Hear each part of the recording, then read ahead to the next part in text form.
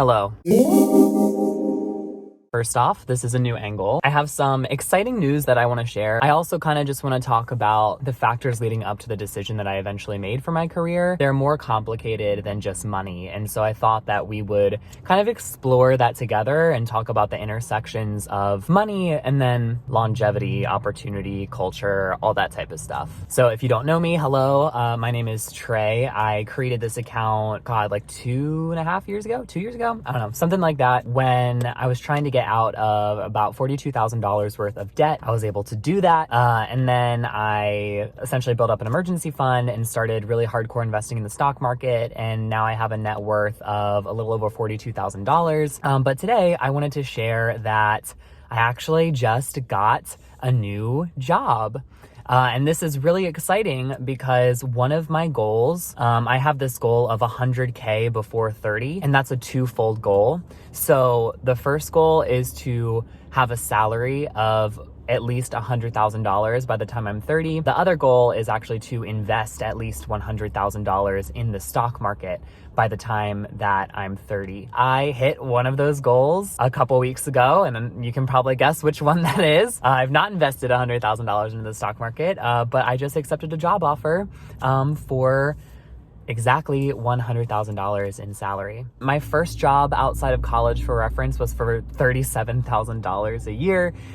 So I am more than doubling that at this point. I'm almost tripling that salary, which is awesome. I've come so far since my debt journey. My debt used to be higher than my salary, 42 grand in debt was higher than the $37,000 that I was making to begin with. And now to be nearly tripling that salary and not have any debt and being able to invest the difference of that money from all my raises and job changes has been awesome. And so with this job, I'll be able to hopefully invest $35,000 a year into the stock market and be able to keep the same lifestyle that I have now. Honestly, just incredible and such a privilege. So I worked for it, but it's also a privilege. So what is the job? How'd I get it? One, it's UX research. I am a UX researcher. I work in digital media right now. It's been good. It's been a good job. I've been able to do and build a lot of skills. I've had a lot of creative freedom in building my career. I don't have a ton of bad things to say about my company. We're gonna get into the negatives because the meat of this video isn't just the announcement. I want this video to be about, the decision-making process. Why did I leave when I had it so good? So with that preface that I'm not trying to shit talk my current company, let's get into it. First, we do have to talk about money before we get into the other reasons. That is one factor, not gonna lie. Obviously, I had that goal of 100,000 by 30, and it's gonna be able to check one of those goals off the list and catapult me towards the next 100K by 30 goal that I have. And the difference in salary is $15,000. So at my current job, I make $85,000, and at this new job, I'll be making $100,000 starting. The reason that money isn't a crazy huge factor is because right now at my current company, I also have stock within the company, which is crazy. So I get paid out between $1 to $2 grand every quarter, just from, I guess, dividends. I don't know. I'm a shareholder. So I get money if the company's doing well, basically. On top of that, I can sell my stock back to the company. I can't do this yet because it's vested on an annual schedule. And I just got it in August. If I were to stay until next August, I'd be able to sell that stock back to the company.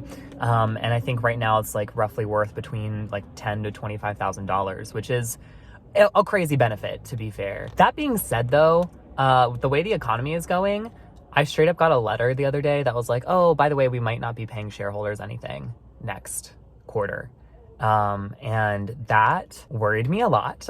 So that's one reason it worried me a lot. The economy is just not fantastic right now. And that is really impacting tech and digital media. I'm sure you guys have seen the Twitter layoffs, and despite all the other crazy shit that's happening at Twitter, but that's happening across, tech and digital media right now, just a bunch of layoffs. Even though I don't think I'd be laid off, I am pretty sure it's going to limit kind of growth opportunity within the next year for me at this company.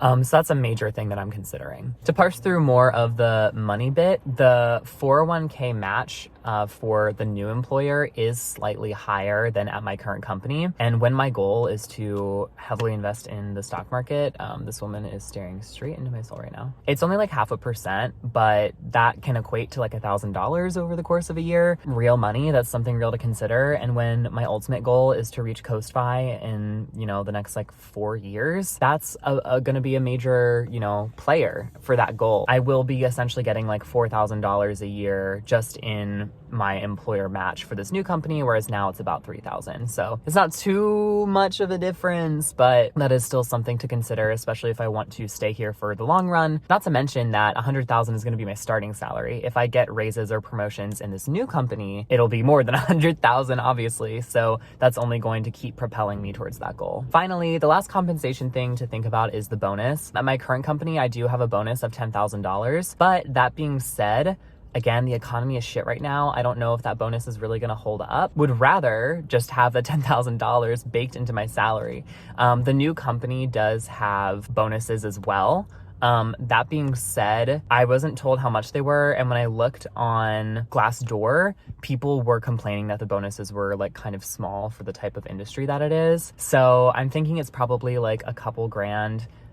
So it's going to be less than what I have now. But again, I would still rather have, that $15,000 of surplus in my actual guaranteed salary. So that's everything with compensation. The other thing to consider here is the job itself. So UX research at its core is employing research methodologies for both qualitative and quantitative data. I won't get too much in the weeds of that because I know this is more of a finance channel. But basically, I went to school for psychology, and you learn qualitative and quantitative research methodologies. I worked in a lab, so I was actually working with data and analyzing data in data visualization platforms like R and SPSS. I have like the foundational skills for this type of research. Of course, it was more applied to health and social sciences, but the analyses are all the same. It's the same statistical analyses, it's just with different data and applied differently, And what frustrates me is that my current boss and another team lead on our team, their background is more in the arts and humanities. What's a little bit frustrating is that they have the commercialized experience with specifically qualitative research methodologies. I keep getting feedback around my research, and I just find it a little bit funny because the feedback that I get is not in line with like best practices in the field.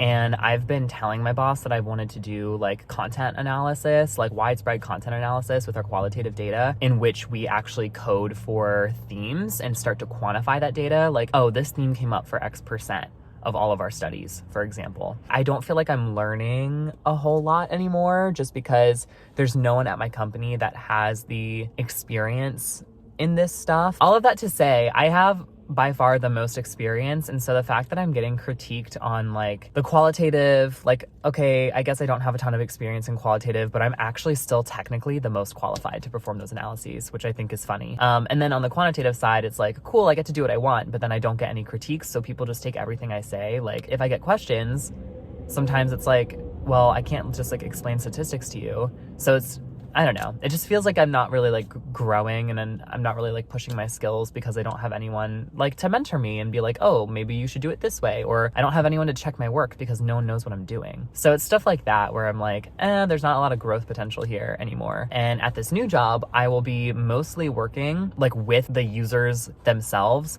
Like right now in digital media, all of our users are anonymous. Like they don't log into the site. They just come to the website and like purchase a product, right? And so the information that we get on them is very limited. They essentially click an affiliate link on our site that goes to the affiliate site, and then they purchase there. So we don't even get their activity on the affiliate site. We just get their activity on our site. We don't get a lot of like behavioral data of what they do.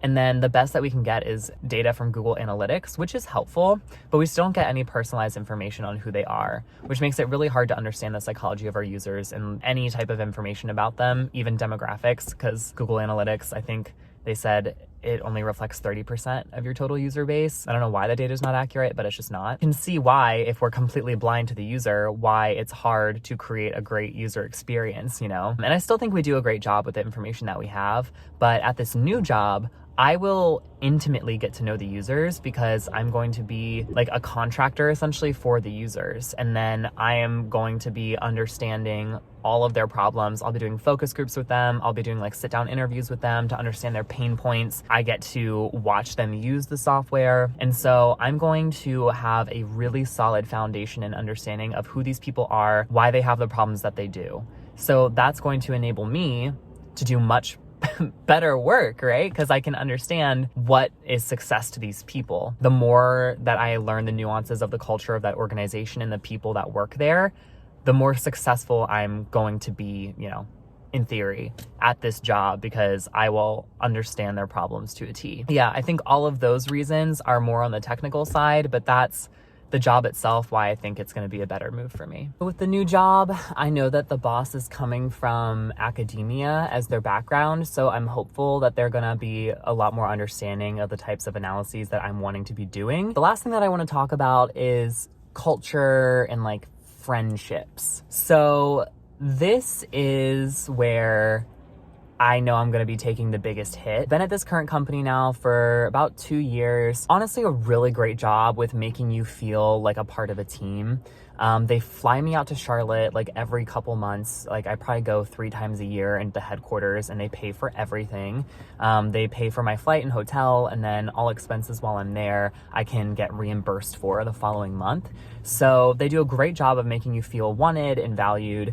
I also think they do a great job of hiring. They hire people with personalities that they know will mesh. And at this new company, first off, it's confusing because it's a little bit smaller, but at the same time it's bigger. So it's smaller in terms of the company I'll be working at is like 50 to 100 people, but they just got acquired by a bigger company that has thousands of employees. So I'll technically, I guess, be an employee of the smaller company, but then I'll be in this ecosystem of thousands of employees. In some ways it's smaller, in some ways it's bigger. That being said, on the immediate company that I'm going to be working for, they have a majority workforce that is older, which is fine. And I think, again, it gives me the opportunity to learn from those people that have been in the field for like 20-ish years. But at the same time, I know I'm not going to be able to like probably crack the same jokes that I would with people that are my age and sometimes even younger, which to me is crazy. And there is just kind of like a generational, like cultural gap. Like I'm not going to be able to like send a meme over Outlook email, like that's just not going to work. So I don't know, it's stuff like that I'm going to miss for sure. Also, the T is you don't go to work to make friends. You go to work to do a job and to get money. It's a contract. I work for money. And I feel like one of the ways that young companies and startups in general attract such good talent is that they try and make them feel like they're a part of a team. Or a part of a cool club, I guess. It makes you work harder for like less money because you're just a part of this kind of like working hustle culture, which honestly isn't necessarily the case in my current company. I want to be clear. Maybe I drank the Kool-Aid, I don't know, but I do think it's somewhat special. And so I will miss that. I'll miss the way that I can interact with my boss. I know I just talk shade, but like that's just work stuff. Personally, I love her. I think we would be great friends outside of work, and I still think we work well together. It's just like I won't go into it again. I won't hash out again. I already did, but I know that I'm going to miss that part of it. I'm not going to be flown into headquarters for this company. I'm just not. There's not going to be like really cool work events and like happy hours. There's not possibly even going to be a lot of room for internal growth. I asked about that in the interview, and he was like, honestly, like this isn't intended to be the last stop on your career. He was like, we're essentially like contractors. Like we're full-time employees with benefits and everything, but this company is staffing you for your special skill, and like they're not trying to create like a company that is dedicated to like one specific thing or like a specific kind of person for growth. Like it's really just kind of like they have contracts that they need to fill, and so they need to find specialists to fill that. And that's kind of it. Like there's not really a workplace culture. I mean, they were very honest with me, and I appreciated that.